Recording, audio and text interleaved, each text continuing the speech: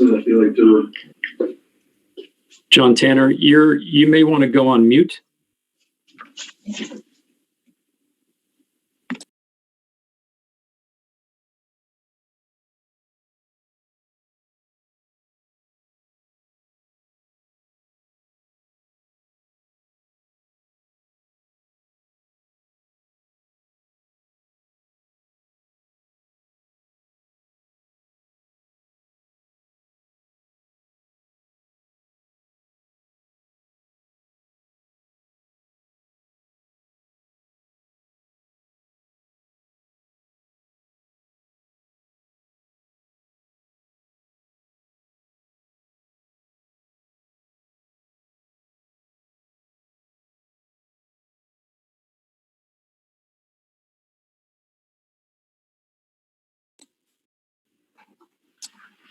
All right, board members, it looks like we're all here. Why don't we go on camera and get started?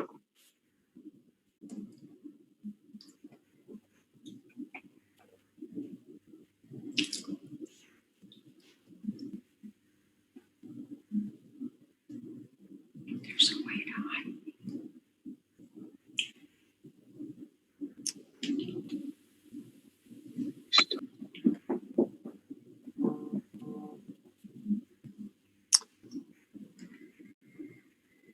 Priscilla, if you can hear us, it looks like you are not muted. You may wish to be.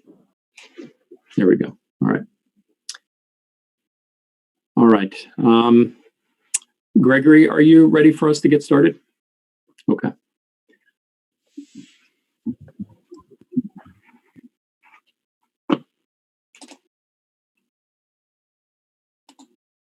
Okay.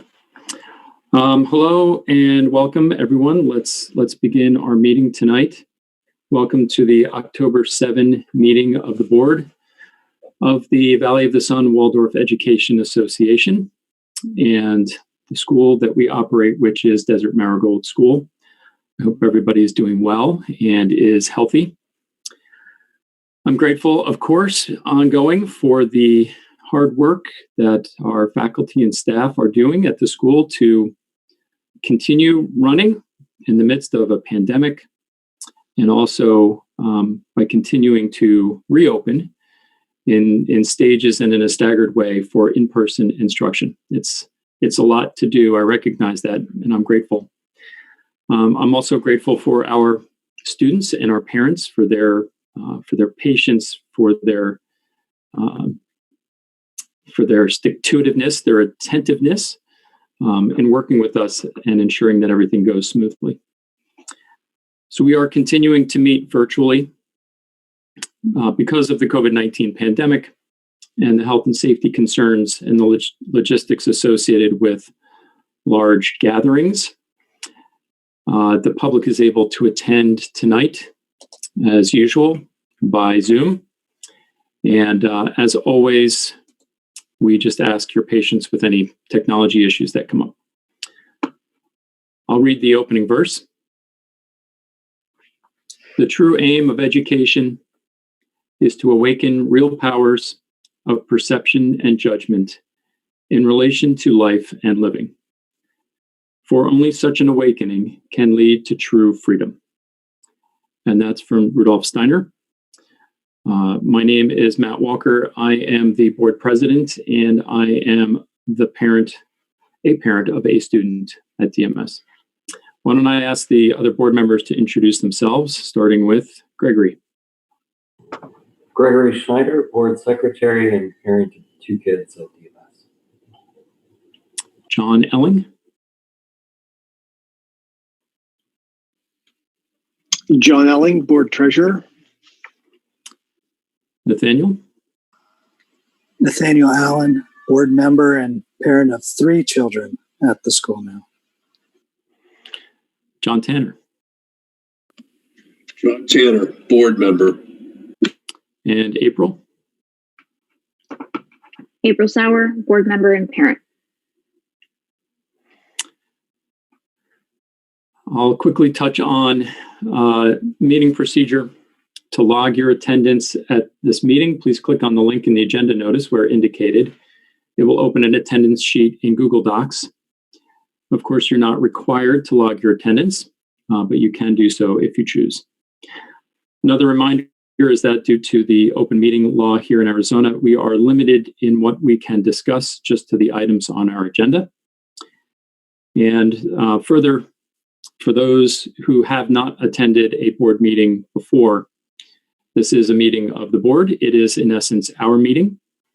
And of course, due to Arizona's open meeting law, the public gets to attend, but does not get to participate unless the board invites you into the meeting. And that may happen with a couple of guests that we have tonight. Moving into our agenda, I'd like to set the stage a little bit for the first agenda item. It's no secret that our fourth grade teacher resigned effective today and did so loudly, sending emails and sending letters, insulting the school, insulting colleagues, dragging parents into the fray. It was inappropriate and wrong for him to send those letters and emails. And it violated school policy. I do not condone it. None of us should. This was a personnel matter, how one or more employees are performing in their duties, or how one or more employees are behaving with each other and treating each other. That is a personnel matter. And personnel matters deserve privacy and decorum. Maybe there's truth or some truth in some of what he said, and maybe not. That's not the point. The point is, these matters deserve to be addressed and handled in private. And that's between the teacher and the administration. The school has policies and procedures in place to spell out how these things are supposed to be done and handled by its employees. Those were not followed, but they are there so that we are and can be and act like adults. But this teacher emailed about it, said some really spiteful things, and also personal and private things about others. And then worse, others forwarded it and sent the email on. And even worse than that, a parent even put it on Facebook. And I have to ask, is that helpful? Is that what we aspire to be? Is this the behavior that we applaud? When we see a problem or have a disagreement, is this how we handle it? Is this how we should handle it? Public name calling and insults? Is this the example we want to set for children?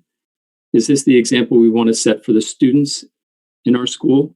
That if you have a problem or if you have a disagreement, what you should do is blast an email out about it and then post it on Facebook. And then pat yourself on the back like you're some sort of hero. No, that is not the sort of behavior that I aspire for DMS. I know there is goodness here. I see it. I hear it. I experience it. There are good people here. And I believe there are people here who want to make DMS better. I include all of us at the board as amongst those folks who want to make this a better place. There are also some great teachers at the school and others who work there who want DMS to be a fantastic place. There are also some pretty terrific parents out there. Is DMS perfect? No. And clearly,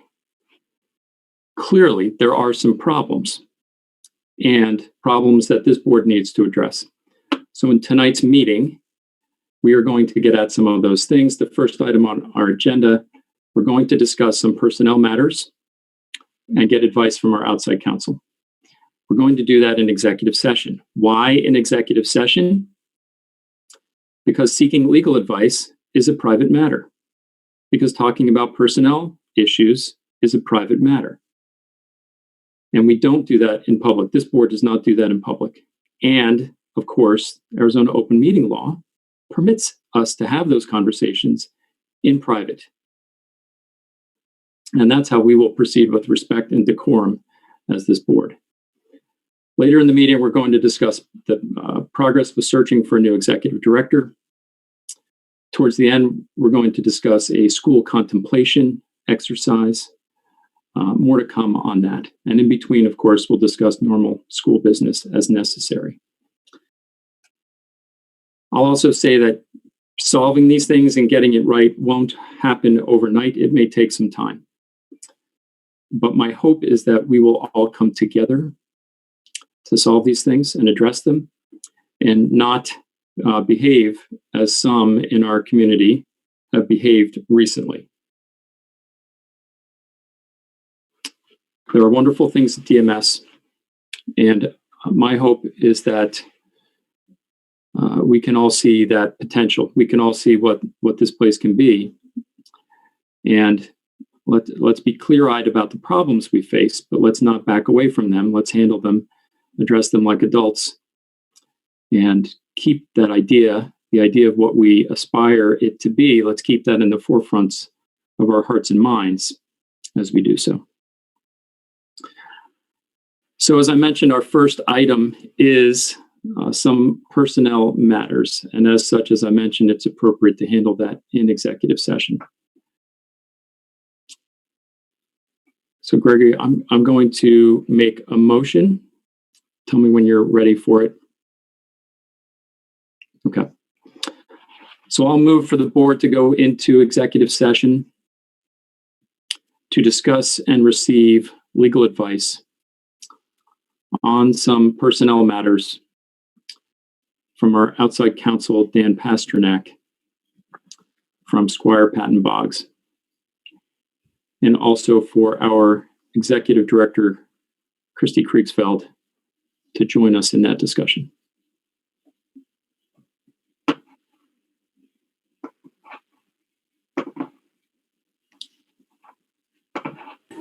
I'll second that.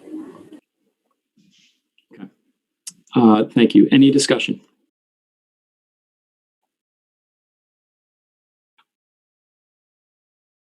No? Okay. Hearing none. All in favor?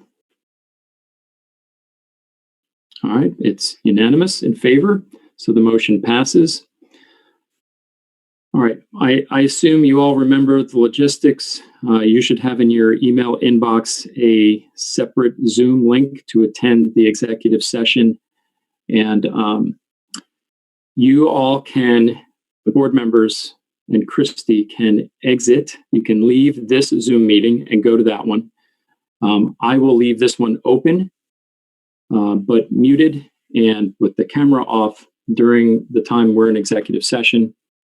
And then when we come back into the public portion, you all will rejoin this meeting using the link you did 15 minutes ago. And we will proceed from there. And for folks who are attending, you'll just see a blank screen, or maybe I think my name on there while we are in executive session. Any questions about that, board members? We're all good to go? Okay. All right. Please exit this meeting now, as I mentioned, and I'll see you momentarily in the executive session.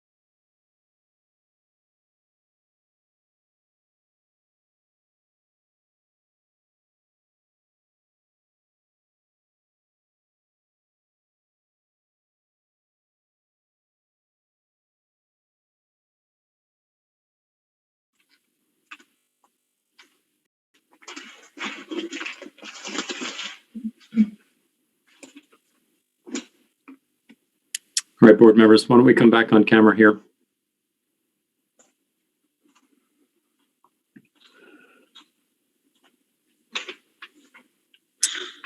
And Mr. Tanner, just FYI, you are not muted. Maybe you intended that, but just a heads up. All right. Let's re-begin or continue with the public portion of our meeting. Gregory? Yeah, so based on our executive session, I move to engage an independent, neutral, third-party consultant to provide development and training to the faculty and staff for the reasons we discussed in executive session. I'll second that motion.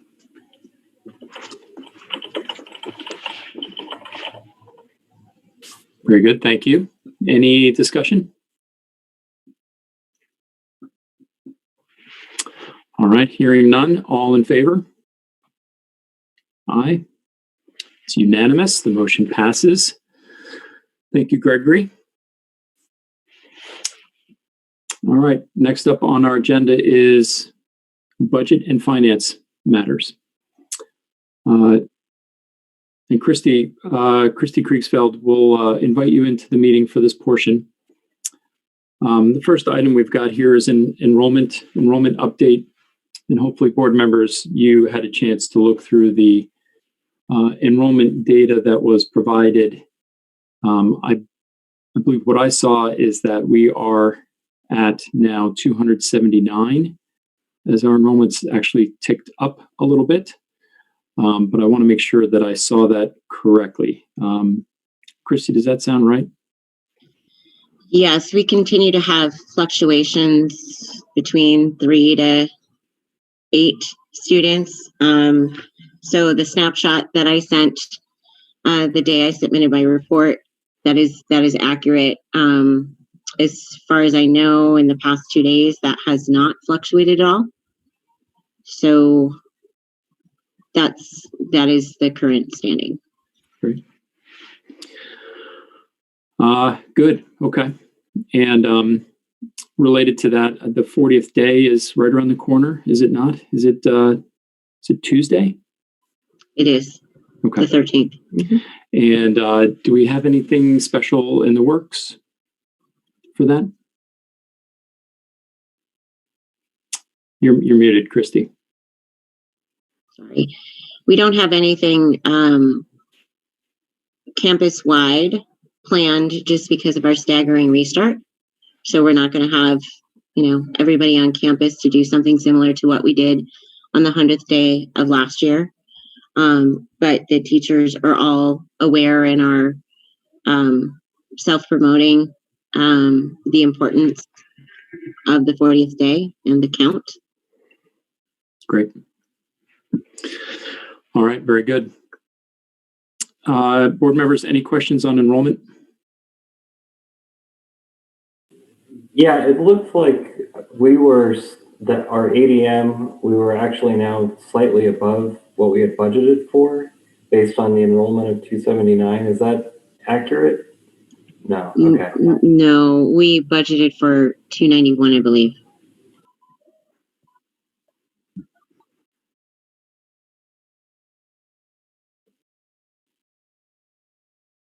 Good. Anything else on enrollment?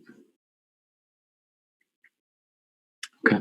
Next item is the RSF loan. Since the last meeting, we have signed the extension, which gave us an extra 45 days or so, us and RSF, to get everything together for the closing. And we have provided additional documents. One of the items that's occurring is the appraisal of the property. Christy has, I think I saw that the appraiser reached out. Has the appraisal itself been scheduled?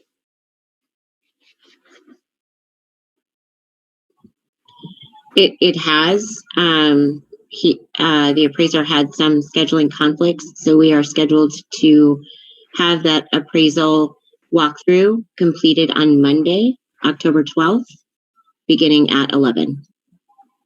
And I will be assisting the appraiser in walking through the property. And We don't have school that day, so that'll be helpful for him to get in and out of classrooms as needed. good. Okay. I was just going to make that point. So that's great. Has he given any indication, he or she given any indication of when we would see the report itself, how long it will take? He indicated he had a tight turnaround, and so Monday would actually be the latest he wanted to have the appraisal done. And again, it was I think some board members were copied. It was just scheduling conflicts on the appraisal's behalf and just juggling various properties. So he indicated that Monday was the last day that he wanted to have the inspection conducted so that he could get his report in on time for whatever time frame is associated with RSF and the board. That sounds good. And Amy Bird at RSF did confirm, and maybe it's self-evident, but that we would get a copy of the appraisal itself. And certainly board members, that should be circulated amongst us. Also, there's a site visit that RSF has asked for. April, I don't know if you had any other updates or needs of the board. Nope, just I told you the date last time.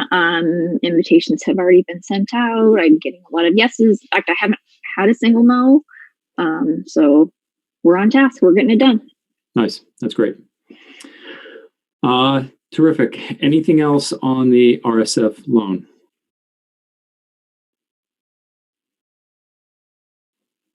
No? Okay. It's currently with their underwriters in their underwriting process, and I assume we'll hear from them once they have the appraisal as well. All right. Next item is the AFR. And for that, we'll invite Priscilla Garza from Aspire into the meeting. Priscilla, if you are there. There she is. Hey. So the AFR is the annual financial report. John Elling, it looks like you and Priscilla have spoken. Maybe a little bit of background would be helpful, and then what action is needed from the board.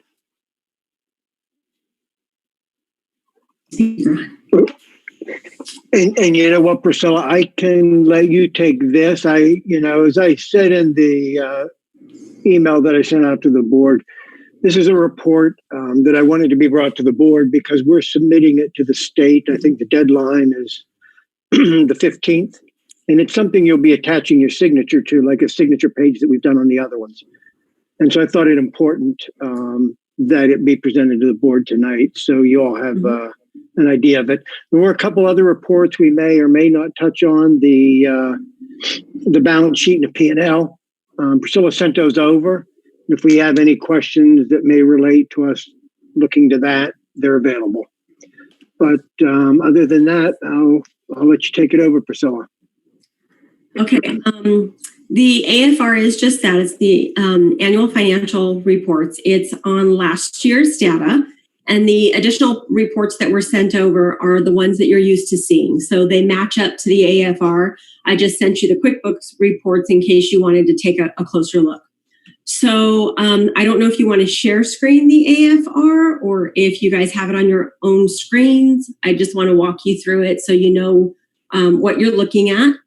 And that way it's all explainable. Did you want to share screen? Yeah, I can throw it up. Give me just one second. Okay. As long as there's no employee level data here, Priscilla, nothing confidential in that way. No, this goes to the state, so it becomes public record anyways. Okay.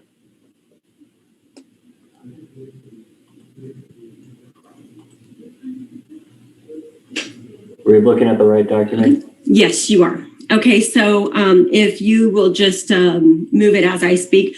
So the first page is just the page showing who the board members are. You'll sign it and put your title next to it once it's all been reviewed. There's a spot there for Matt and Christy as part of it. So there's a recap on the bottom of the school-wide projects and the classroom site fund, and those are covered in other pages. So we'll move on to the second page.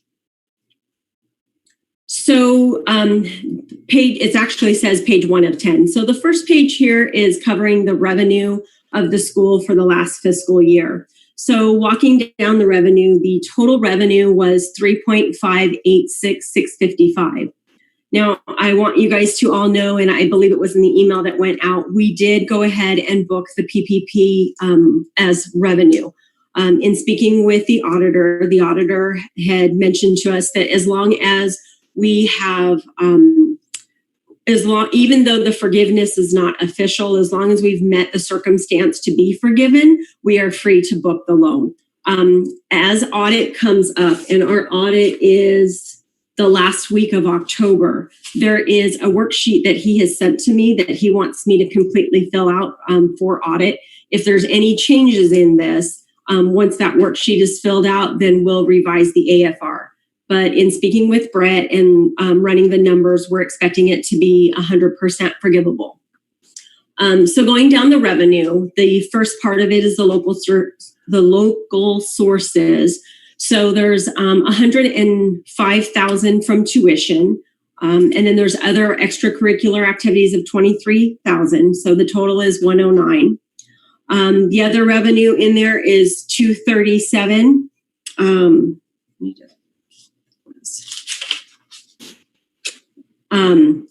$237,000. So the state revenue is $2.637. And when you go down and you look on line 26, that 448 is the federal income. That 448 is the PPP money and the IDEA grants. This year, it's new booking the E-rate. So the E-rate money is new this year for $58,000. So your total revenue is $3,586,000. So that's just a quick breakdown. And the reports that were sent break it down even more than that if you look at the other reports that were sent along with it. But this is just a summary and snapshot for the state.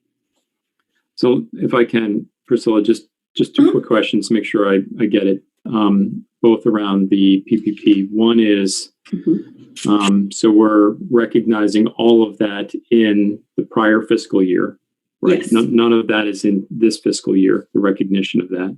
Correct. And also we're doing so as revenue, not as a loan.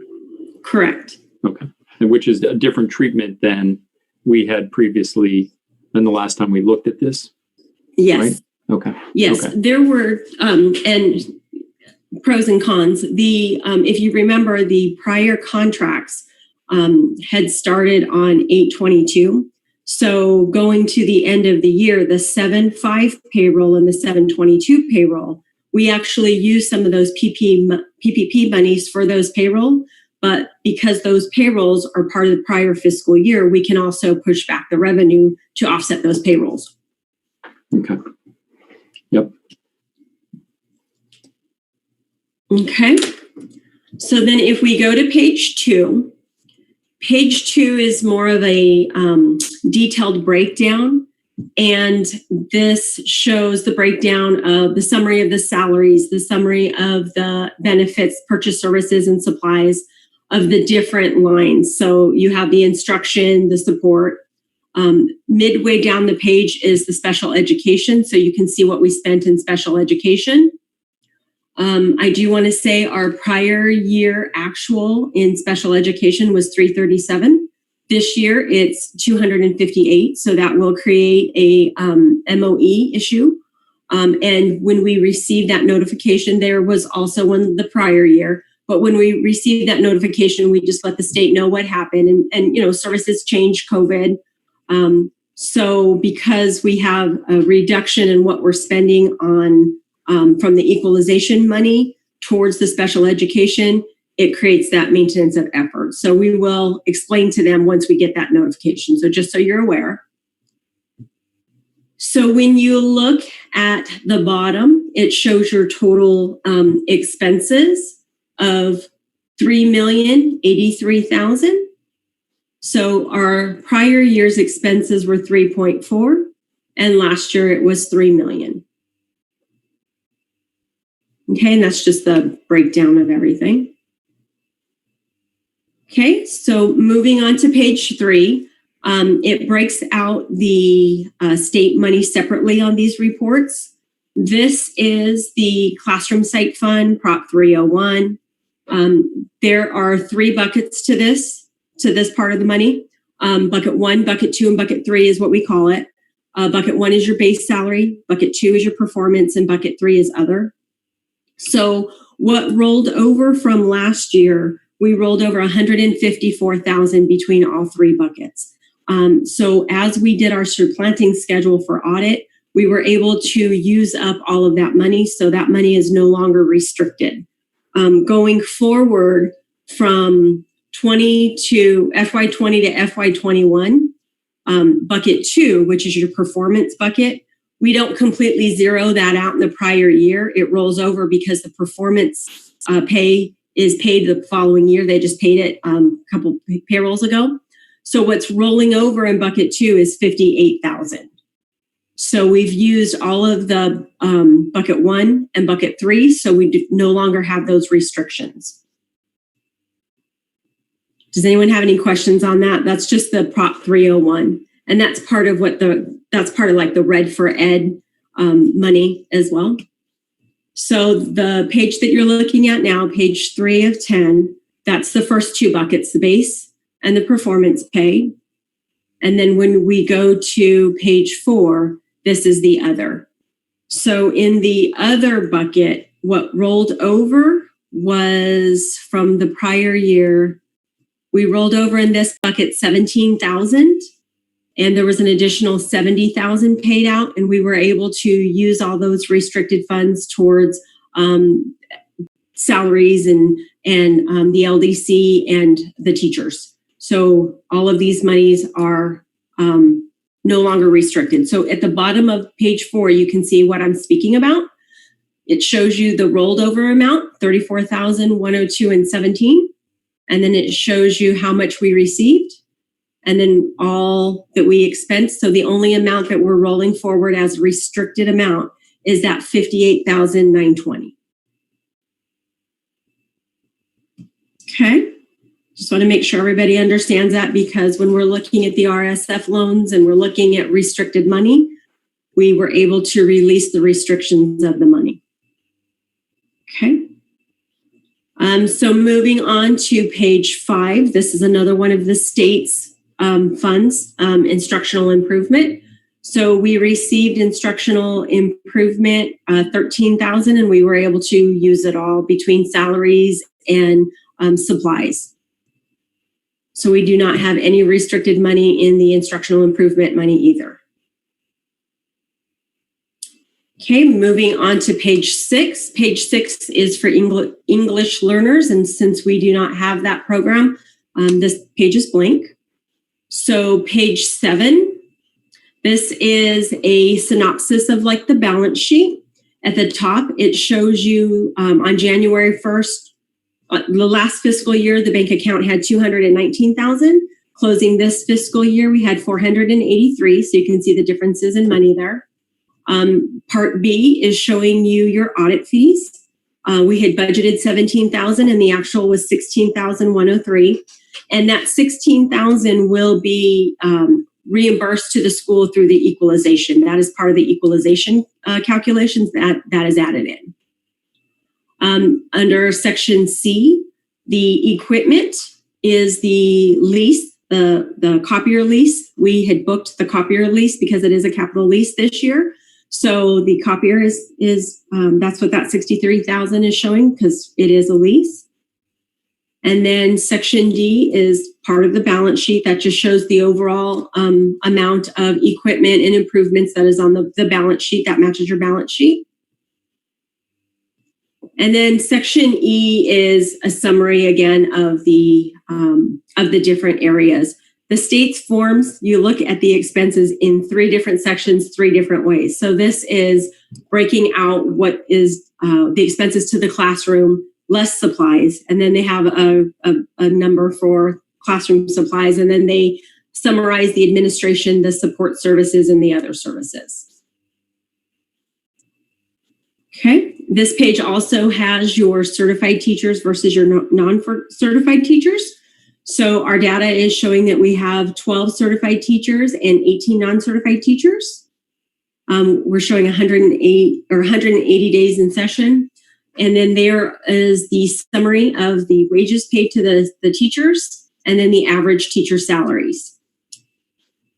So you can see the average teacher salary for FY 2020 was $45,000. 2019 it was $41,000, and in 2018 it was $42,000.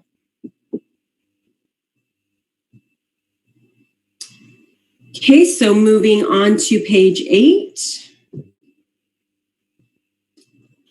Page 8 is if you have gifted programs, gifted students.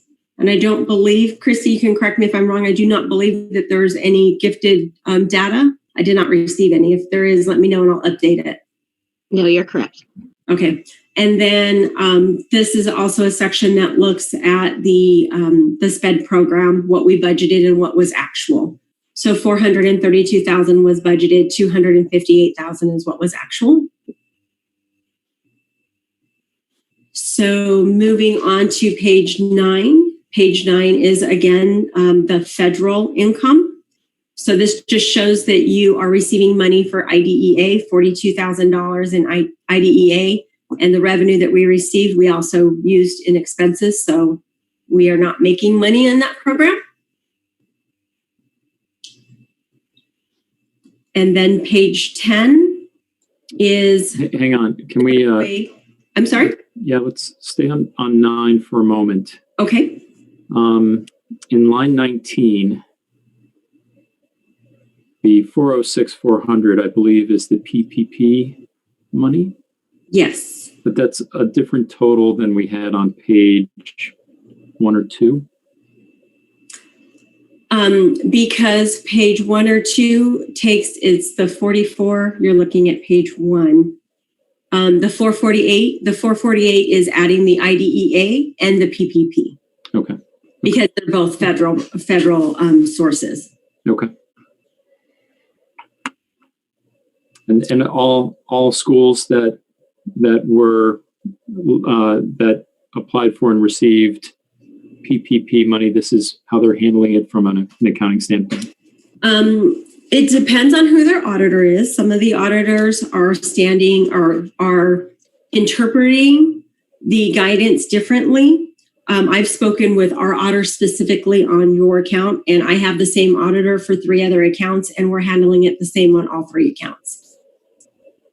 Thank you. So on page 10, this is another breakdown, another synopsis of looking at the different expenses. Again, they like to look at, so on page 2, the breakdown on page 2 was strictly the M&O funds, because the federal funds or the federal expenses, the classroom site fund were in those other pages. Page 10 is a summary of it all together. So when you look at the salaries and you look at all of the activity, this is everything. This is M&O, this is federal, this is CSF. So that page 2 was only M&O, the equalization, and then a separate one for classroom site fund, a separate one for IDEA. So this page 10, pulls it all together. Also noticing on page 10 too, if you look towards the bottom on the left-hand side, about 3 or 4 boxes down, it shows your debt service. So last year we spent $104,000 in interest, and we spent $161,000 in principal, or paid, I should say. So that's important to know. On the right-hand side, there's your cash balance again, showing how much cash we had on hand at the end of the year, and then any debt that we have.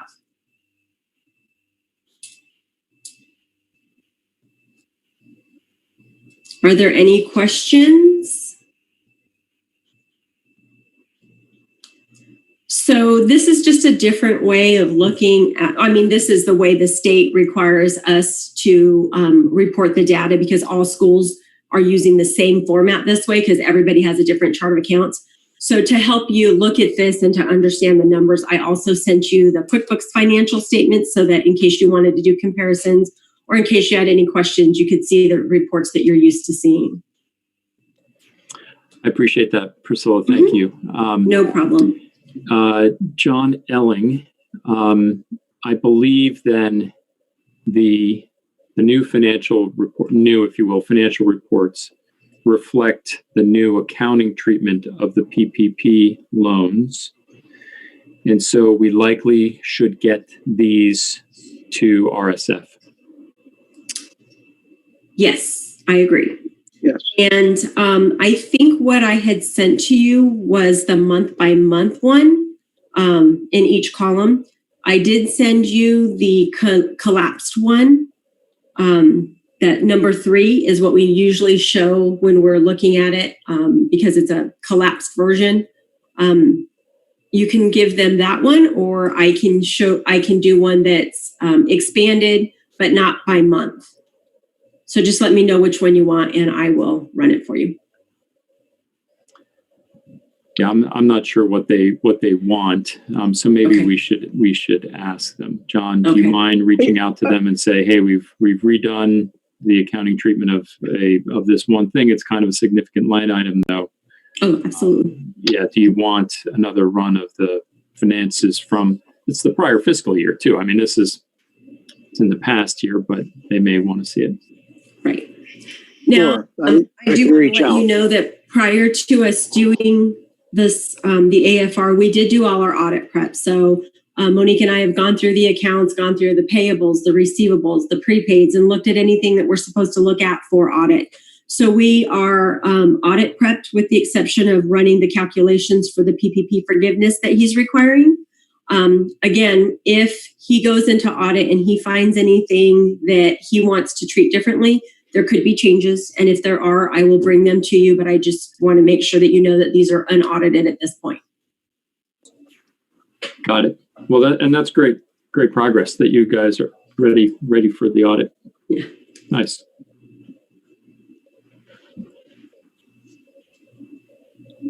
Just All like right. to So, take- oh, sorry, Gregory, go ahead. I was just going to say that I just had to pause for a second and think about the dramatically improved financial state of the school over the past year. We improved our cash position by over $200K year over year. We reduced our debt significantly. We started out July 1, 2019 with $93,000 in short-term debt. We ended it with $0. It's not been an easy road to travel by any means getting to this point, but the hard work that we've all put in is paying off. This is a bunch of numbers on a screen, but this has real impact on the ability of the school to address challenges that we're facing and to do so effectively and efficiently. So thank you all. Thank you to the rest of the board. Thank you to Priscilla. Thank you to all of the faculty and staff who have been suffering on reduced budgets, trying to make this work. Thank you to the parents who have contributed. Just thank you to everyone. It is working. It is paying off.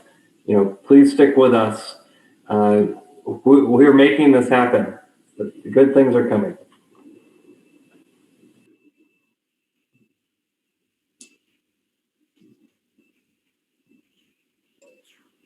Well said, Gregory. Thank you. Mm-hmm. Okay. So from here, I think the board is familiar. We've done this now a few times. I'll start the signing process. Priscilla, I can just use this version and you just need the cover page. Is that? Yes, please. And for me, I think I need to sign in 2 places, but then everyone else just once, if memory serves. Okay, we'll get that started. And is the due date October 15th or November 15th? October 15th. October. Okay, I thought I saw November in there. Yeah, November 15th is the audit due date. Got it. Okay. All right, good. We are on it. Nice. All right.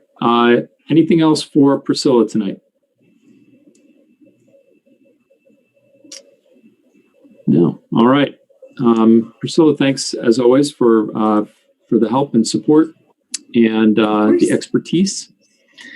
And we'll see you soon. Have a nice night. Thank you.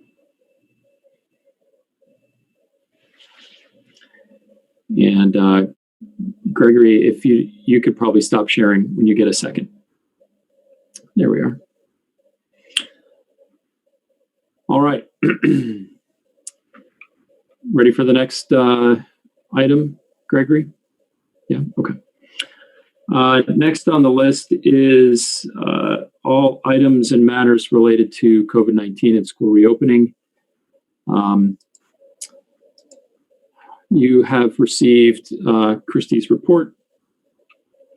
Any questions about Christie's report?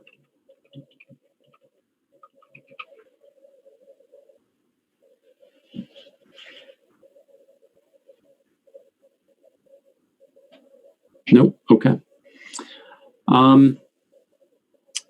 Progress on reopening sounds like it's going well, reasonably well. Of course, some difficulties, some obstacles, like anything, doing it for the first time, we're going to encounter little things here and there. And it sounds like we are overcoming them as best we can.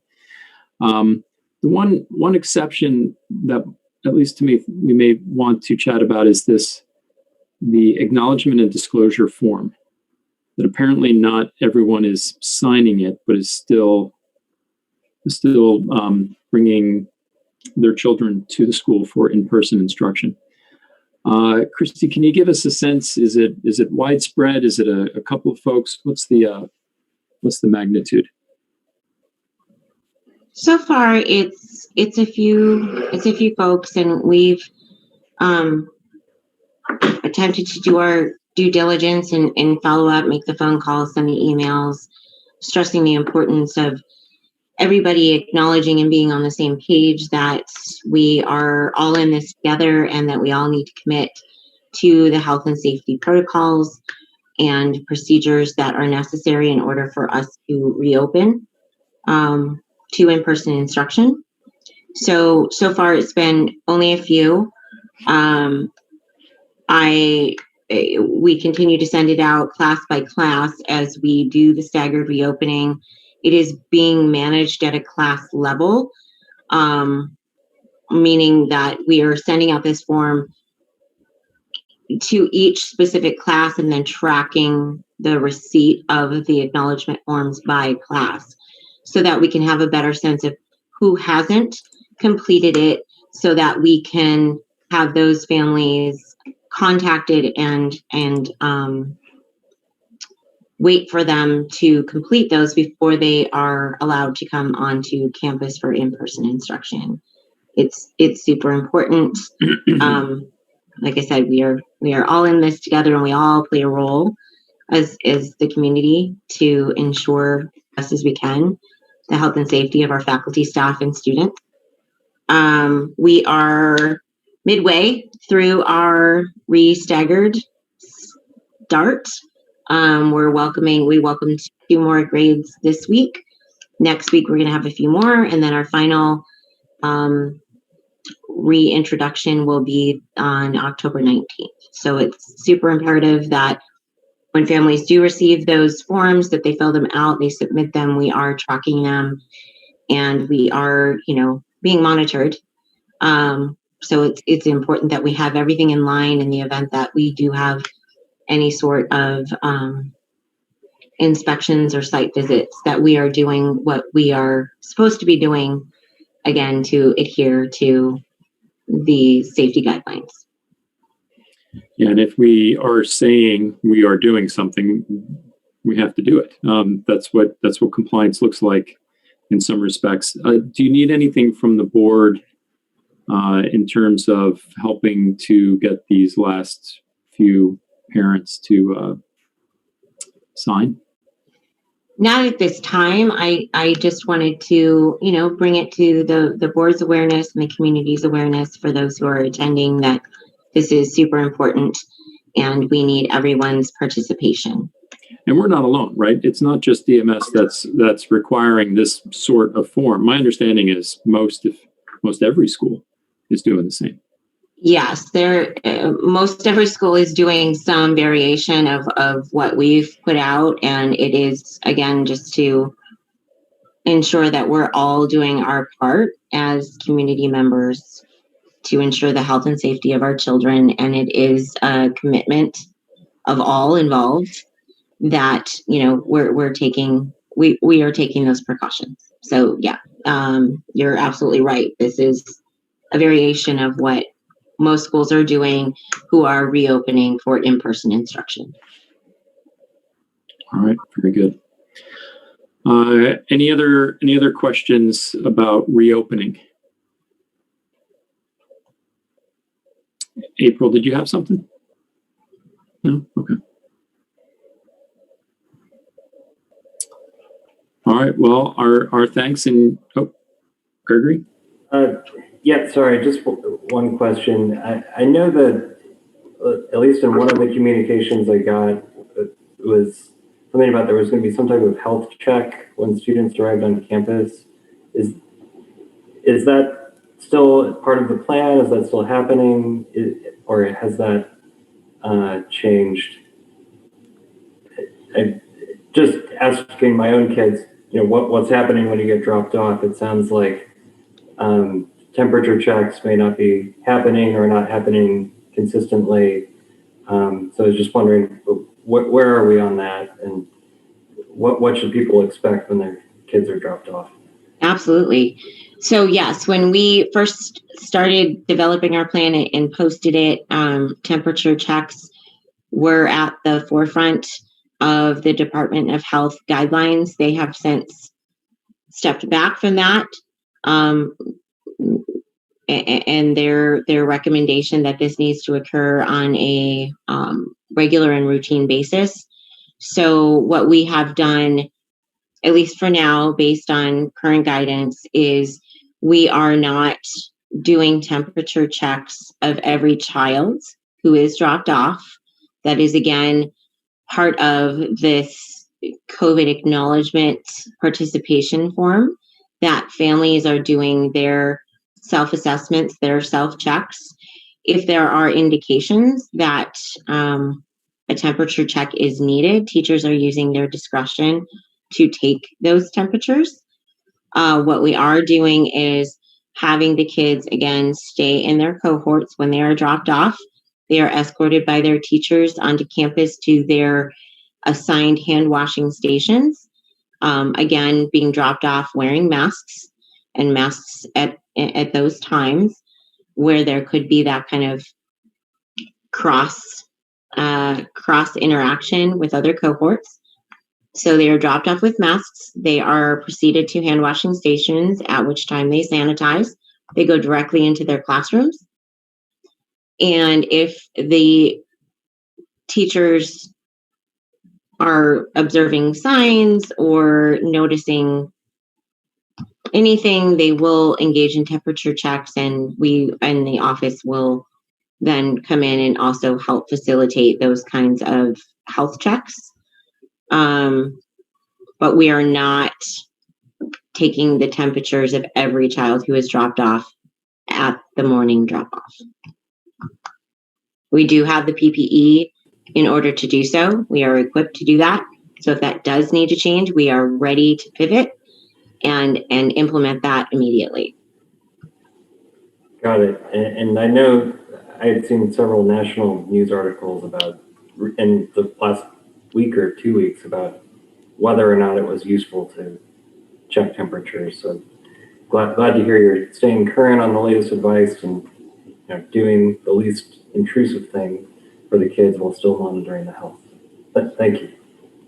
Absolutely. And I have to say that our state Department of Health is very informative and pushes out information in a very timely manner the latest of which we just received today, although we received it prior, but the latest reminder is the protocol that has been established by the state.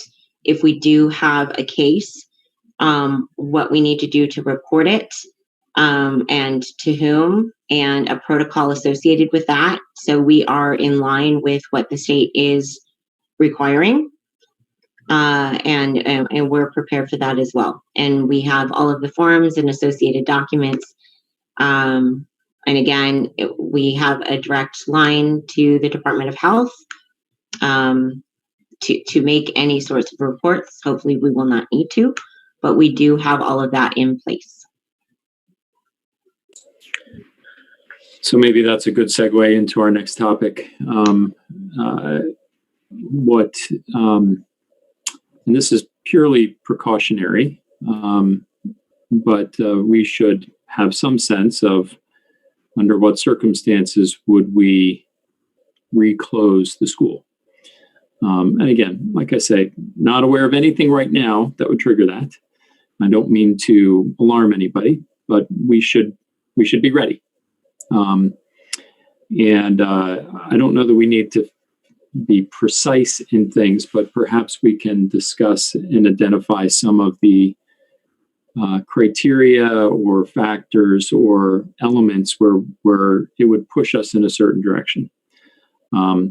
So for instance, one might be, well, if the county COVID dashboard turns red, that would not necessarily mean we would close, but it would be one thing we would have to consider as a board.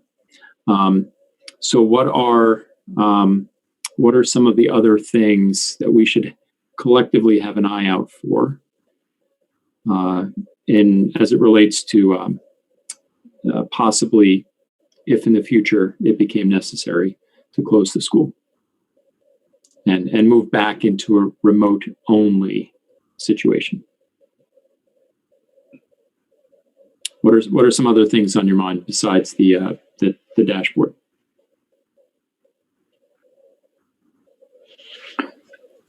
Matt, I've read and seen in a couple of places that if 2 or more cases are discovered in a single cohort, that may constitute a trigger point. So. And is that a trigger point for closing with respect to that cohort, or would that be closing for the entire school? What I've read is it's isolated to the cohort, but that's what I've seen as well. Mm-hmm.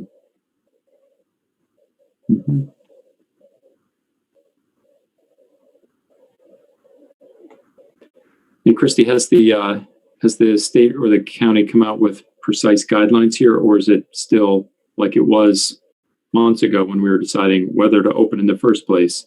Is it really up to our discretion?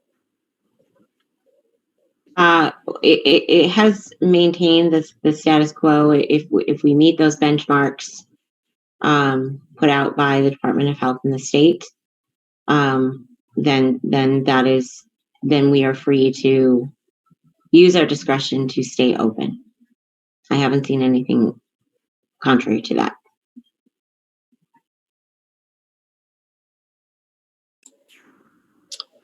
So another item I might toss out there is if it looked like a significant portion of families were opting for distance learning. If nearly everybody is opting for distance learning, it may not be worth the time, expense, and hassle of trying to manage both. Clearly, we're not anywhere near there right now.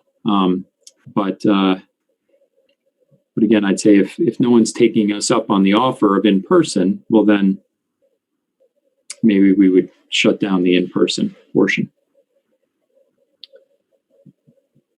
And no, I don't have a precise number in mind for what that would be.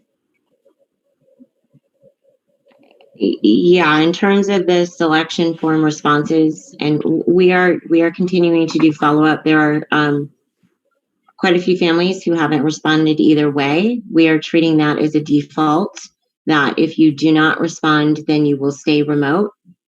Otherwise, teachers cannot plan accordingly. I can say that every grade has students whose families are expressing their interest in returning in person. So there is not one single class that is saying, absolutely not, we're not returning. So that does present challenges because of the hybrid model. And we do only have one teacher serving both. And it is, the teachers are being incredibly resilient and dedicated and hardworking to meet both the remote learners and the in-person. But as indicated in the hybrid plan, and I think that has been expressed in other ways, maybe class specific or otherwise, that the type of learning is not going to be the same. So, Christy, in advance of deciding to reopen, we had surveyed the faculty. And we got really good response rate, and it was pretty convincing that the faculty, by and large, was looking forward to in-person. We may need to redo that survey a few weeks into the hybrid model and just reconfirm, is it going well enough that we can continue?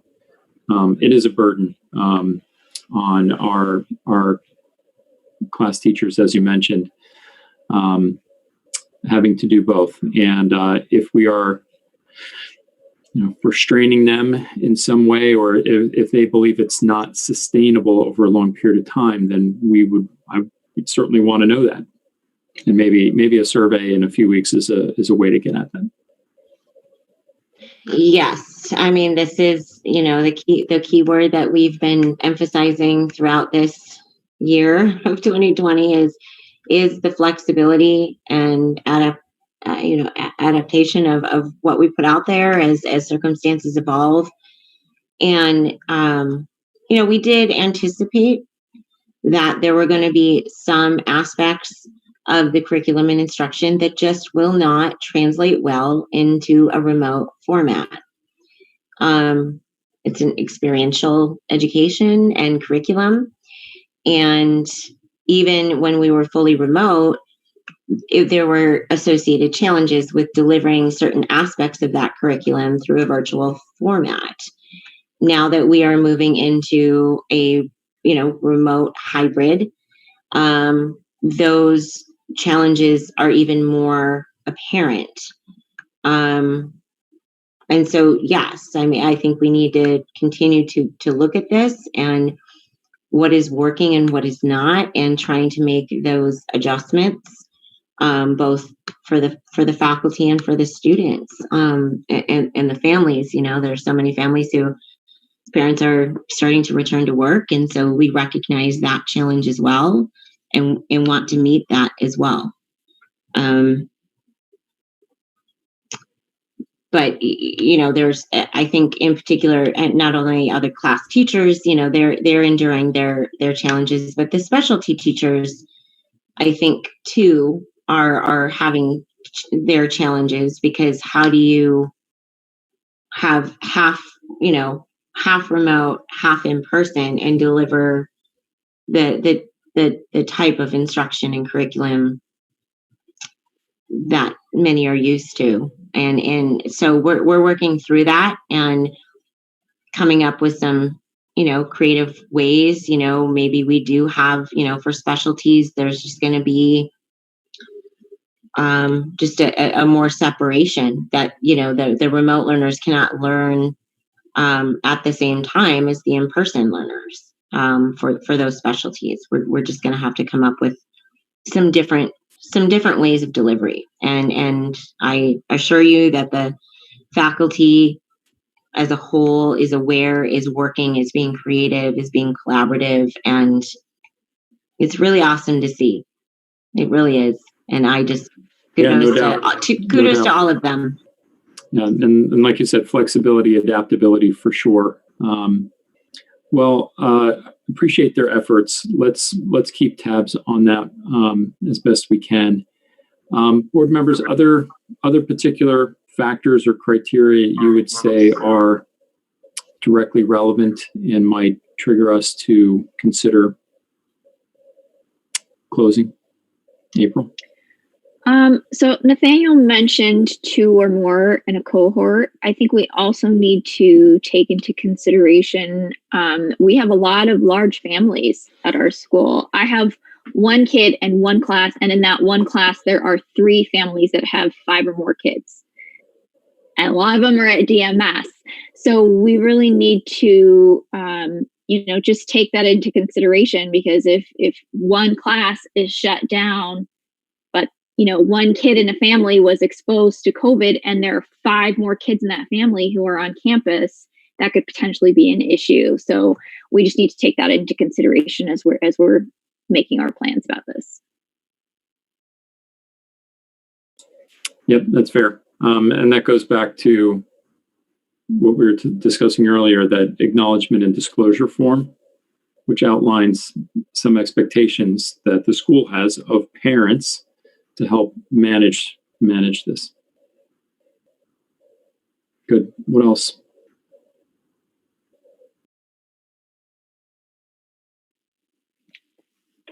One quick question. Christy, do we have our protocols in place if we would get a case of COVID on campus? How you're going to communicate that to the community and everyone? Yes. So we have our COVID-19 response guidelines, which we updated since the last board meeting to include the board of directors as a point of contact if there is a reported case, so that you all are looped in. The Department of Health has put forth reporting guidelines as well, and procedures, and our staff, our administrative staff is updated and ready and prepared to disseminate those communications consistent with the Department of Health guidelines and templates that they have put into place.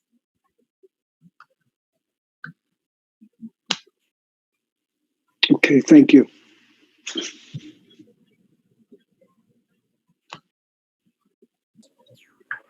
All right, everyone. Maybe that's enough for tonight. We've identified a number of the more top of mind items. Again, the idea here is so that the board has a sense of things we might look at if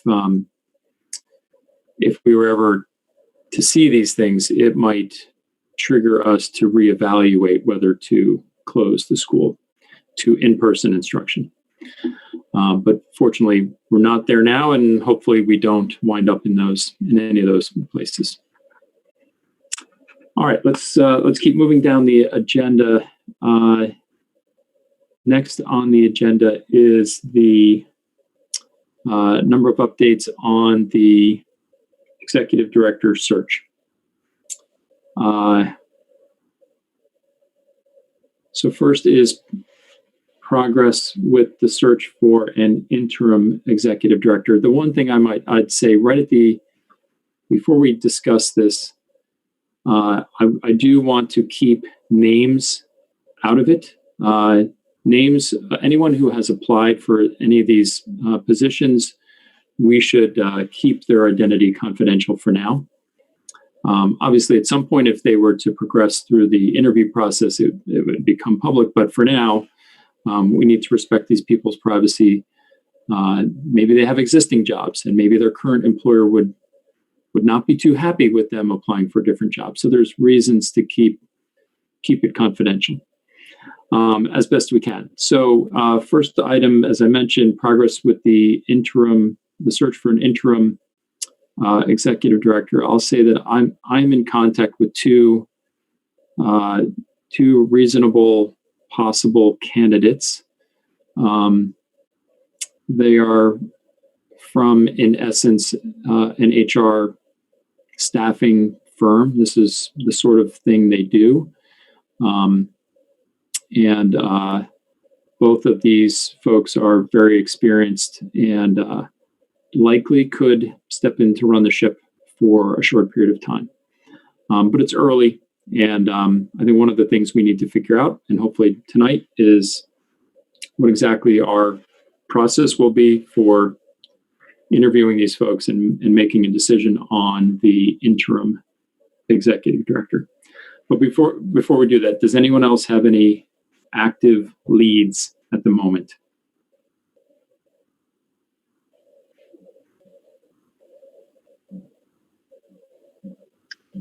I would just say that I'm following some of the other applicants that are coming through various other places, and there are a few that pop out that they're applying for the executive director position, not necessarily the interim, but they may be worthwhile just simply because of their application and qualifications to contact them for this as well.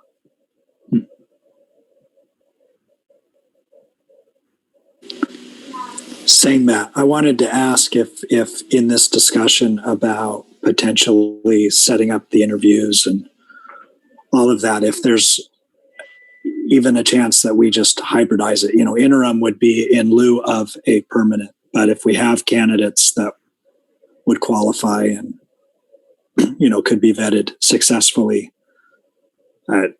is there a necessity to take that half step if we can take the full? Yeah, it would seem to me we should try and be clear with candidates what our expectations are.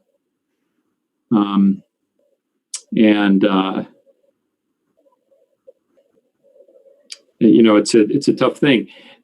One of the big differences with an interim is you tell that person, hey, here's what we need over the short period of time, and so you don't need to worry about certain things because you're not going to be around long enough to have to deal with them. So what would we, how would we walk that line with somebody who has applied for the permanent role, but we think may be more fitting for the interim role? Well, and maybe it's just we have the discussion and see where it goes. And maybe they're amenable to that, and maybe they're not. All right. Well, it doesn't sound like there's others sort of in the pipeline, so to speak. So a couple of things. Number one, somehow we should respond to folks. I don't think for anyone who has applied for the permanent role, either through DMS's website or through the other websites that we've where we've received them, because April, I've lost count. We're over 24 applicants, I think. You want the real number? I just refreshed, and this is only one website. This is not there. There are other websites, but I happen to be following this one particularly. 71 applicants. All right. Wow. A lot of interest. A lot of interest. That's nice. I mean, my guess is it's not 71 perfect candidates, but that's okay. If there's a high volume, chances are there are some good, legit, reasonable candidates in there. It's fantastic. Okay. So it's tough to say, boy, we should get back with a nice personalized email to every single one of those. It'd be like a full-time job. But for those who have applied through the DMS website, there's only a handful of those, I think, and maybe those should get a, well, I don't know. Does someone get an automated response when they submit through the DMS website? Some sort of acknowledgement? Do you know, April? No? I'm sorry. I don't believe that there is. They apply, and then our general email box sends it to me, and then I forward it to you all. So so I've forwarded what has come through to you. Okay. Yeah, so Matt, we kind of have a mixed bag here, even within those, because we've had some that Christy has forwarded, straight from the website, but we also have some that have just come straight to the board. So it's a mix there. Okay.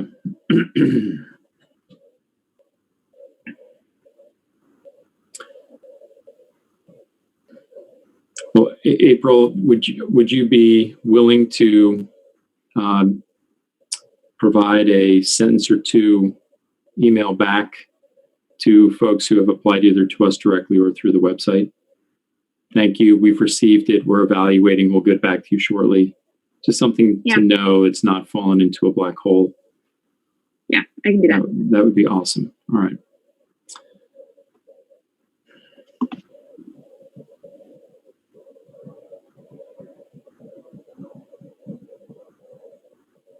What about those that are coming in through other websites? Do you happen to know? I know Indeed is one of them.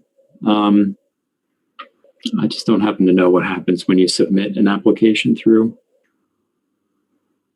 If there's an expectation of getting some sort of reply.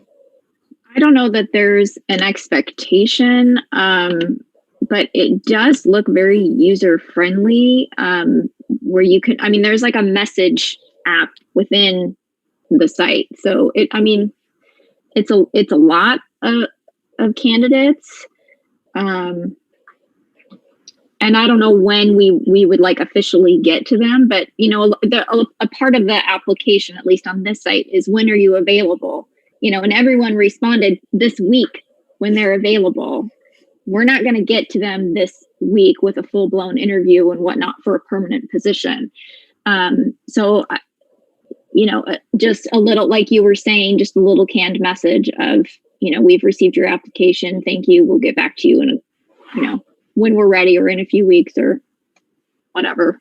It's a copy and paste. I can do it. It's fine. Okay. All right.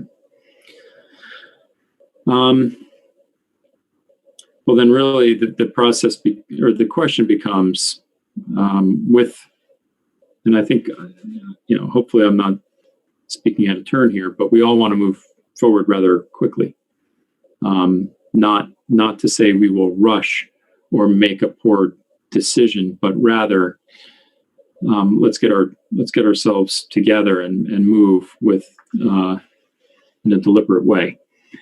So that's why the third item is on here about the advisory panel. When we put the idea out here, the idea was 2 board members, 2 faculty members, 2 parents. We solicited the faculty members. We got 2 responses, one of which actually did not meet what we had asked for. So really, we only got 1 reply that met what we had asked for in terms of, and a statement of interest and such.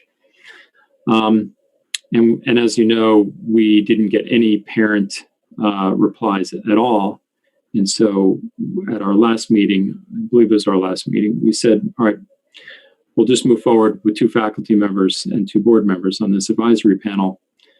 But since we only really have now 1 faculty application that met our request, feels like we should consider revisiting the whole thing and perhaps resolicit faculty and resolicit parents, give a short window to reply, and then as quickly as we can send out the surveys that we had in mind to vet those applicants. Hopefully we get some, and then get that advisory panel together as quickly as we can.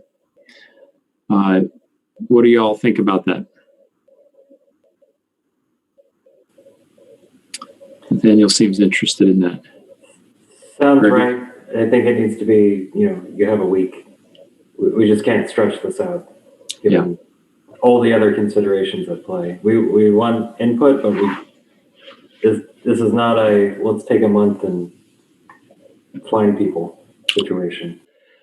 That's what we that was the timeline we outlined a few months ago. And now we know it's just a little different. Any objections to doing that, resoliciting both faculty and parents? I'm thinking it's a few days. We give folks a few days to respond. We're not asking for a lot here in terms of a statement of interest. Any concerns with doing that? Matt, I would just want to also include the expectation that once it's selected and voted on, that there's going to be a couple of weeks of pretty rigorous, even in-person time getting through some of these interviews. You know, I assume that panel is going to sort of decide criteria even for selecting through the paper copies of resume and ultimately calling it in. So my point is, I think it's going to be rigorous for a few weeks because time is of the essence in all of this. That's right. Agreed. Yeah, man, if we're getting dozens of applications, which is great, but it does require sifting through it. Okay. All right.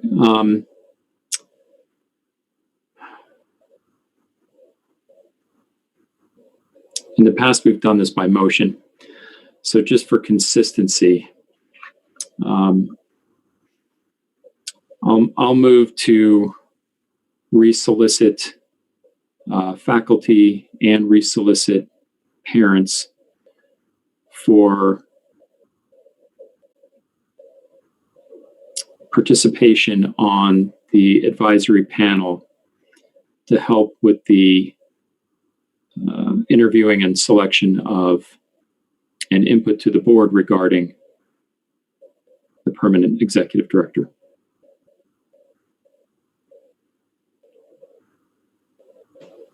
I'll second that. All right, thank you. Any additional discussion on that one? Matt, it may be a separate motion, but I'm curious if we can also give authority to either you or somebody so we don't have to reconvene to actually form this panel. Yeah, so it's just a comment. What I need to do is select two of you to be on the panel because that was the criteria we agreed to. So I'll do that. And that way, then it becomes up to the two board members who are on this panel to push things forward.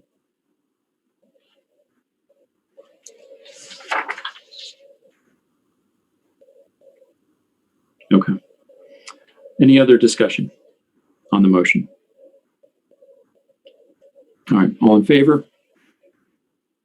Aye, it is unanimous. The motion passes. Thank you. All right, anything else on the topic of the executive director search? I would say we've seen a few applicants, as April mentioned, that came into the board. If there are some there that you feel might be valid interim executive director candidates, say so, so the board is aware. Okay. All right, next is some of our straightforward board procedure stuff.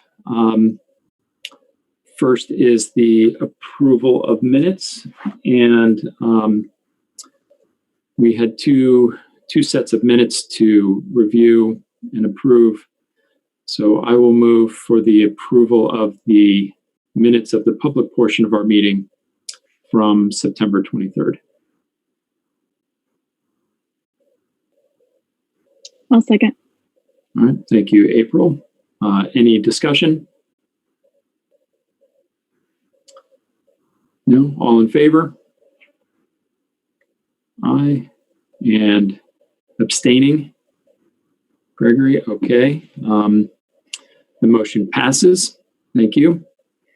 I will also move for the approval of the minutes from the board's executive session on September 23rd. Second. Thank you, Mr. Tanner. Any discussion? Hearing none, all in favor? And abstaining? All right. That motion passes. Board calendar and updates. April, where do we stand with Liz Bevan? Liz Bevan is the most patient, kind person on the planet. That's where we stand. As I said at the last meeting, she had us penciled in. And unfortunately, I had to get back to her and say that we've got some more fires to put out. We knew it was going to be a long night. And she, graciously said, okay, let me know. I'm ready when you're ready. So she's ready. Okay. All right. But we don't have a date, and I can't I can't do it anymore. I'm gonna wait. Let's wait until things are actually calmed down, because this is the year that just keeps on giving. Yeah. Good. Any other? I know we need to talk about board applicants in a second and the timeline for that, but any other board calendar items to be aware of or planning for? Nothing new. Nothing's been added since our last meeting. Okay. All right. Well, then let's talk board applicants. So I'm happy to say we have 3 applicants, which is wonderful. We need to specify the timeline here a little bit. It used to be when the board only met once a month, if any of us remember that time. It used to be that we would just do it in 2 consecutive monthly board meetings. But since we're meeting every 2 weeks, there's a little bit of flexibility here. And there's a few things that need to happen. One is we need to hold or offer an overview meeting. It's not a meeting with the full board. It's 1 or 2 members of the board meets with the 3 applicants should they want to meet. And it's just a chance to talk about the, I believe it's the school's history, background, and strategy, which admittedly is a little dated, the school's strategy. So we need to have that meeting. Ideally, that would be before the first round of interviews. And typically, we've done 2 rounds of interviews or interviews conducted over 2 separate board meetings. And at the second one, we would vote. In looking at the dates ahead, we have October 21st, November 4th, and November 18th board meetings. What I would suggest is we plan to do round 2 and voting at our meeting on the 18th of November. And that we have our first round interviews, the meeting before that, on November 4th. Meaning we don't try and put it on the next meeting. I think we're going to have a lot on our plate for the next meeting because it's amongst other things, it's right before Christy leaves. So I suspect there will be a fair amount of board business to take care of on the 21st, and trying to do board interviews at that time feels like it would be a lot. So I'd suggest we have round 1 on November 4th and round 2 and voting on November 18th. I'm open to alternate proposals. I agree with you.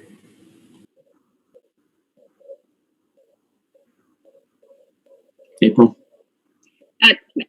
That's what was already on the calendar, so I have Okay. no problem with that. We just need to schedule the informal meeting with the applicants. Okay. Any volunteers to conduct the overview meeting?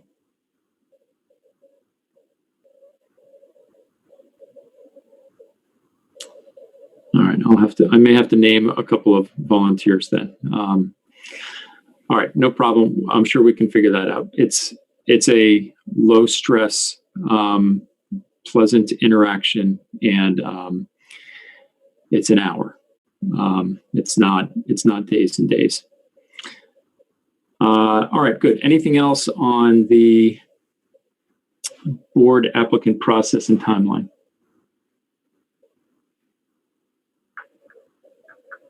Nope. Okay.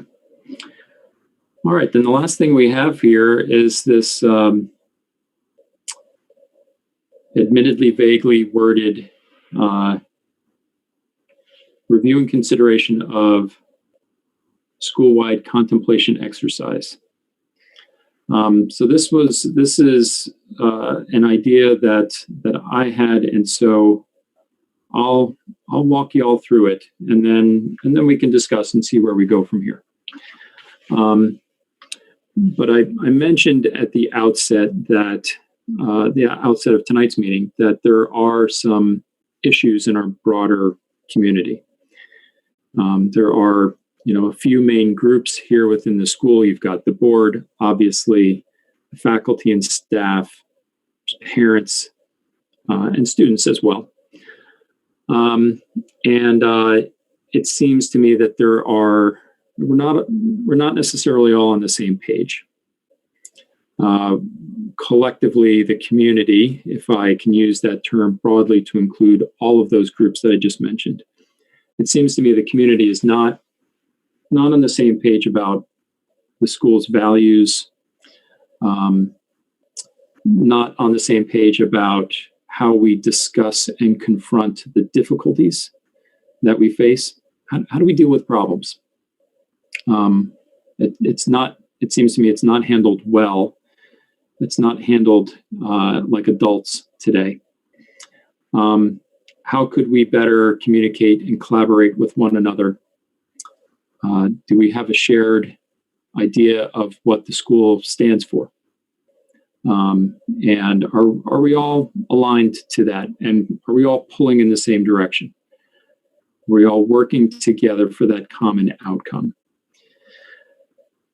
Which is, of course, to educate young people. That's the school's purpose. And we have a lot of wonderful folks here.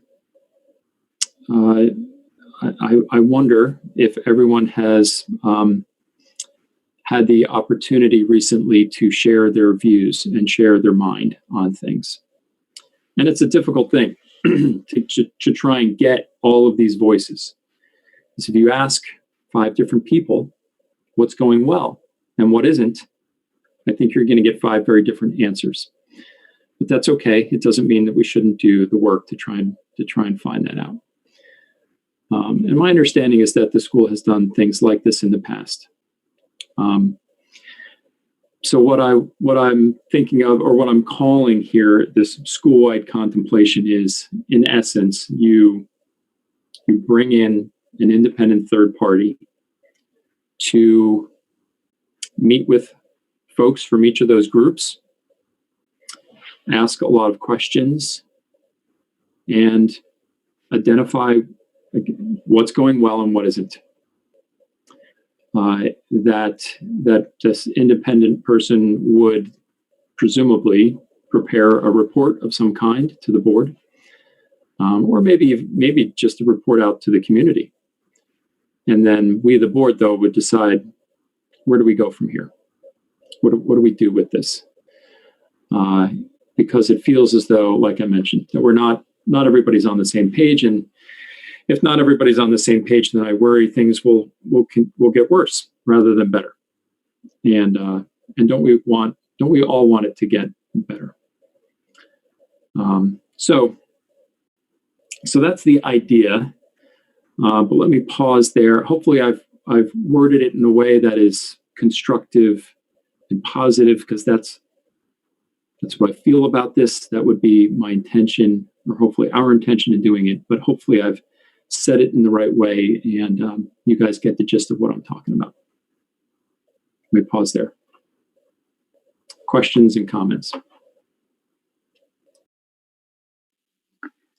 Matt, the way that you phrased it is it's a formal process. You know, it would be structured, it would be established, all of it. And the one thing that I notice is that it's typically the informal channels that are driving a lot of this. I don't know the right technical term to describe it, but I just wonder if there's a way to include trying to establish parameters of, you know, what is, you used to say it before we'd start board meetings about if you want official information, go to official sources. But I do think we have to recognize that these informal channels exist, social media and otherwise, and it's, what are the appropriate layers in those bodies to deal with or respond to or communicate regarding, different things. So I'm sorry if I'm being vague also, but I'm trying to get at this reality that we have. It's complicated because so much of it is informal. And so if we try to fix it formally, who knows if that fixes the informality piece. Yeah, sure. No, we can't ignore that exists. And that's, for better or for worse, that's where a lot of people communicate. It's not always accurate information that gets passed around. And oftentimes it's just attacks and insults, and making fun of people. And there's no place for that. We can be better than that. Or at least I like to believe that we can be better than that. What else? What else is on your minds?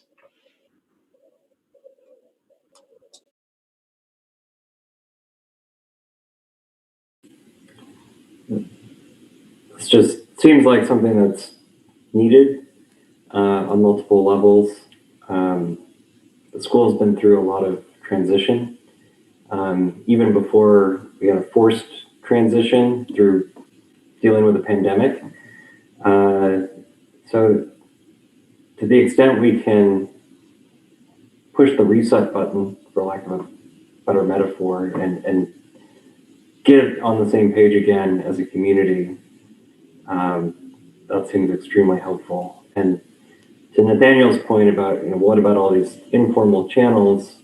My thought is, let's invite as many of those informal channels, those people who are using those channels, into this process. And if they don't want to participate, then that's their choice. But I think that speaks volumes about, whether they really want to participate in this bigger community, this project of educating young people in the Waldorf way through the efforts of everyone in the community. And if they don't want to be a part of this process of defining what that means and what our values are and how we're going to treat each other, then, but we get buy-in from huge segments of our various communities, then I tend to think that is going to undermine the credibility of the few people who said, no, I'm just going to stand on the sidelines and criticize.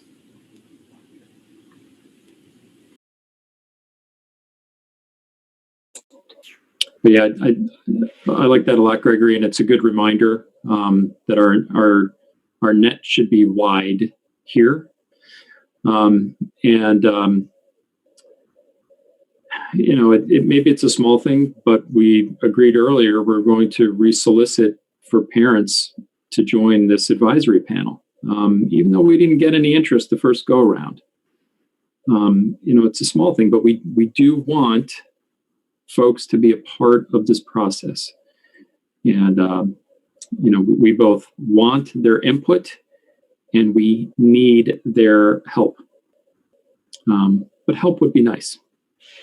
A lot of what we hear, voices we hear, are not always helpful. hopefully by opening our hearts and minds to this, we will get helpful, constructive involvement. What else? April? I think, certainly I think we need this. And I think one of the greatest resources we have now and will have with this is simply listening. I have had really great relationships with teachers and really terrible relationships with teachers, and the same with administration. And 9 times out of the 10, the biggest difference was listening. Were people listening to me? Were they respecting what I was saying? Not agreeing with what I was saying, but listening and respecting. And once you have that and you feel validated, you then, as the person coming with a concern, can help come up with solutions, can help with ideas, can pinpoint problems and patterns that are happening. I speak from experience with this. This is why I'm on the board. Anyone who has been to board meetings before this knows that I was at every board meeting and I was the one making the public comments, saying the complaints. And so there's nothing wrong with that. If you have a concern, we want to hear it. We want to listen. We want to validate you, but we also want some help. We want some solutions, and we can be collaborative with that. And I think some of the breakdown has been, there's this air of us versus them. And I don't, it's kind of a chicken or egg situation. Where did that come from? How did it happen? We don't know, but we know that we need to solve it. And we know that we need to collaborate better. And I think that bringing in someone who is objective will be extremely helpful for everyone. And we really are all on the same side. You ask any member of the community, do you want your child at this school or any student at the school to have a good education? They're going to say yes. So we need to all be working together to do that. And I think this is one way to heal some of the hurts that have happened and move forward and start actually finding the solutions and helping each other to get through it and move on.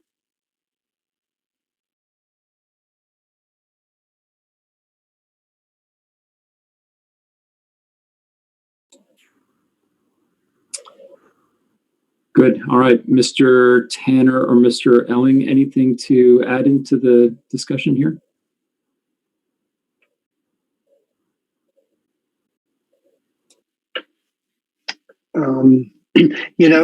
The only thing I was thinking here, because it seems like a fairly big task of having this exercise. Could take some time. It's going to take a lot of discussion, a lot of communication. I'm just wondering if when we really get into the meat of this, if our permanent executive director is here to be a part of that. I would think, being that person, if I were them coming in, sure like to be a part of that and come in after it's all done and said, okay, here you go. So that was my one thought on it. I don't know what your time frame is, but yeah, my suggestion.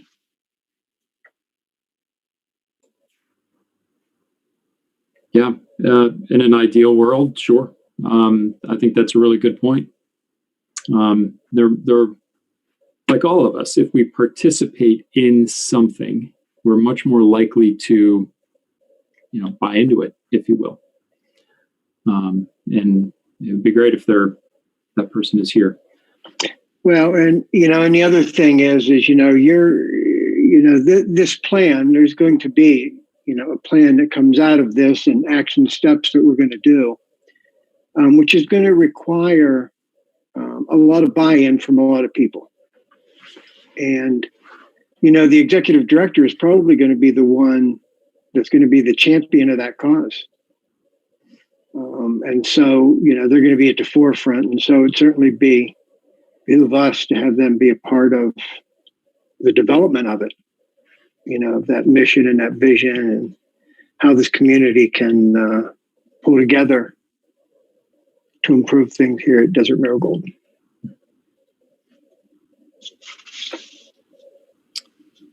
Mr. Tanner, what do you think?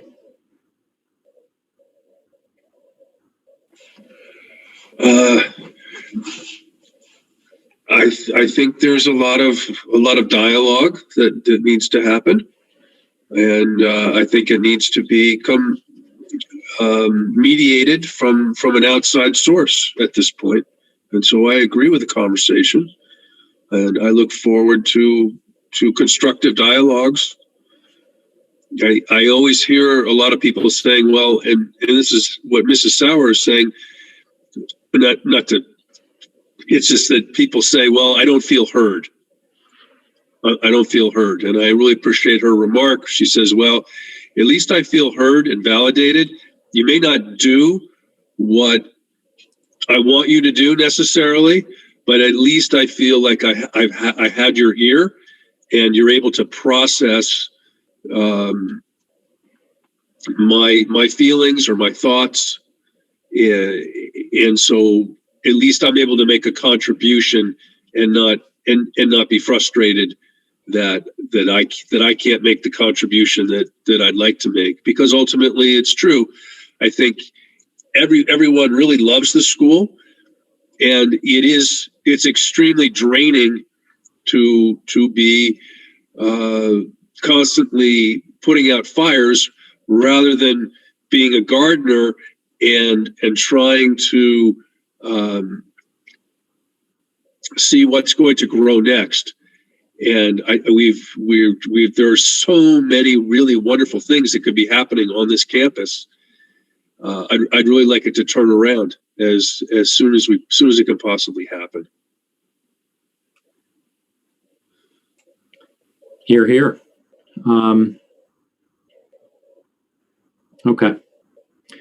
Well, it sounds like we're all of a similar mind here. Perhaps next steps would be to frame this out a little bit. I think, John Elling, you said it's a fairly good sized project with, there's a lot of moving parts and a lot of voices to include, and there'd be action steps or milestones or whatever we'd want to call them. Maybe we can begin to frame it out. Hopefully, too, if there are folks in our community who are listening or who read the minutes from our meetings, or if word gets around to the faculty, let's say that the board is interested in doing this, hey, I'm all ears. If you have thoughts about how it should be done, I'm certainly willing to do some listening, and I imagine the board is too. Well said, April and John Tanner. We may not do exactly what you have in mind, but we're certainly open to listening. Matt, yeah. I just wanted to say that the professional organizations that do this often have protocol and or operating instructions on some of those things that we would be potentially recreating for ourselves anyway. So I wonder too if we can go through the exercise of trying to identify and vet a potential third-party objective source that maybe has some of those constructs already. So maybe we don't need to do a ton of really detailed build out. Is that what you mean? We can frame it out, the idea, and engage or solicit for bids maybe, and that person, whoever wants the business, let's say, would frame it out. Is that what you mean? Okay. No, that's fair. All right, good. Anything else on this topic? All right, not hearing any. I think that does it. Did we miss any topics?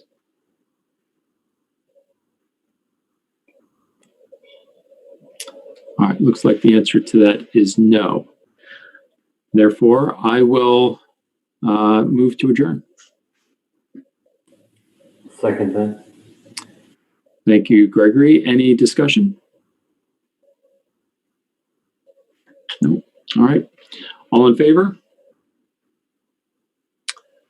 It is unanimous. The motion passes. So I'll read the closing verse and we'll be done for the evening. The most important tasks for humankind today and in the future is that we should learn to live together and understand one another.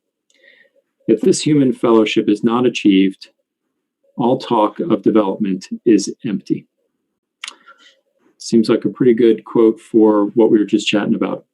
That is from Rudolf Steiner. Board members, as always, thanks for everything that you do. It is greatly appreciated. And enjoy the rest of your evening. We'll see you soon. Good night, everybody.